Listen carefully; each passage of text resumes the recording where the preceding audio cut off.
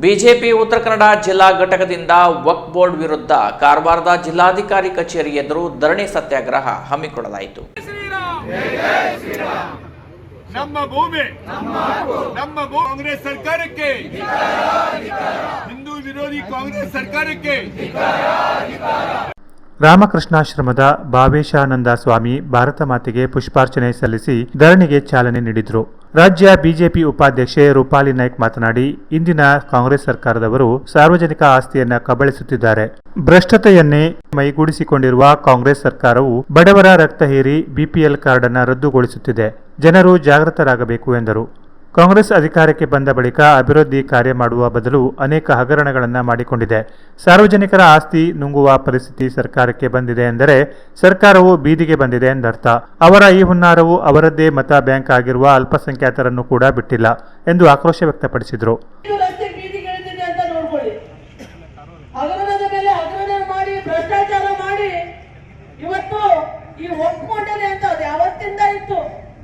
ಯಾವ ತರದ ಹುನ್ನಾರ ಅಂತ ನೋಡ್ಕೊಳ್ಳಿ. ನಾವು ಇವತ್ತು ಅಲ್ಪಸಂಖ್ಯಾತರ ಓಟ್ಗಳಿಗೆ ಅಂತ ಹೇಳ್ತಾರೆ, ಆದ್ರೆ ಅಲ್ಪಸಂಖ್ಯಾತರುಗಳು ಅವರಿಗೆ ಕೂಡ ಮೋಸ ಮಾಡುವಂತ ಹುನ್ನಾರವನ್ನ ಕಾಂಗ್ರೆಸ್ಸಿನ ಮುಖ್ಯಮಂತ್ರಿಗಳು ಸಿದ್ದರಾಮಯ್ಯ ಸರ್ ಅವರು ಮಾಡ್ತಾ ಇದ್ದಾರೆ. ಹಾಗಾಗಿ ನಾವು ಅವರಿಗೆಲ್ಲ ಒಂದ್ಸಲ ಜೋರಾಗಿ ಧಿಕ್ಕಾರವನ್ನ ಕೂಗಬೇಕು.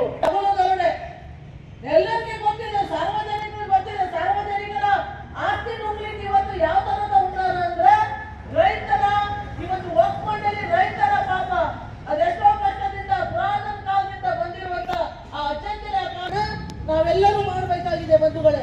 ನಮ್ಮ ಇರುವಂತ ಆಸ್ತಿಗಳು, ನಮ್ಮ ಆರ್ಟಿಸಿಗಳನ್ನ ನಿಮ್ಮ ಎಲ್ಲ ಪುರಾತನ ಆವಾಗ ಹಿಂದಿನ ಕಾಲದ ಅಚಂಚಲ ಆಸ್ತಿ ನಮ್ಗೇನು ಸಂಬಂಧ ಇಲ್ಲ ಅಂತ, 4 ಜನರ ಆಸ್ತಿ ನಮ್ಗೇನು ಸಂಬಂಧ ಇಲ್ಲ ಅಂತ ಆಗ ನೋಡ್ಕೊಳ್ತಾ ಇರ್ಬೇಡಿ.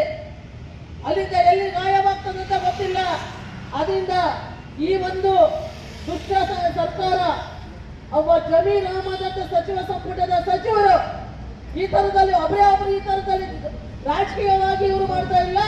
ಇಡೀ ನಮ್ಮ ಕರ್ನಾಟಕ ರಾಜ್ಯ ಅಲ್ಲ, ಒಂದು ಹಿಂದೂಗಳಿಗೆ ನಾವು ಬೇರೆ ಕಡೆ ಹೋಗುವಾಗಿಲ್ಲ, ನಾವು ಬೇರೆ ಕಡೆ ನಮ್ಮ ಜಾಗನೂ ಇಲ್ಲ. ವಿಧಾನ ಪರಿಷತ್ ಸದಸ್ಯರಾದ ಗಣಪತಿ ಉಳ್ವೇಕರ್, ನಿಕಟಪೂರ್ವ ಜಿಲ್ಲಾಧ್ಯಕ್ಷರಾದ ವೆಂಕಟೇಶ್ ನಾಯಕ್, ಕೆಜೆ ನಾಯ್ಕ್, ವಕ್ತಾರ ಹರೀಶ್ ಪ್ರಕಾಶ್ ಕೋಣಿಮನೆ, ಎಸ್ಸಿ ಮೋರ್ಚಾ ಸಂತೋಷ್ ತಳವಾರ್, ಒಬಿಸಿ ಮೋರ್ಚಾದ ರಾಜೇಂದ್ರ ನಾಯ್ಕ್, ಜಿಲ್ಲಾ ಮಹಿಳಾ ಮೋರ್ಚಾದ ಶಿವಾನಿ ಶಾಂತಾರಾಮ್, ಎಸ್ಸಿ ಮೋರ್ಚಾದ ಉದಯ್ ಬಶೆಟ್ಟಿ ಹಾಗೂ ಶ್ರೀಕಾಂತ್ ನಾಯ್ಕ್ ಭಟ್ಕಳ ಮಾತನಾಡಿದರು.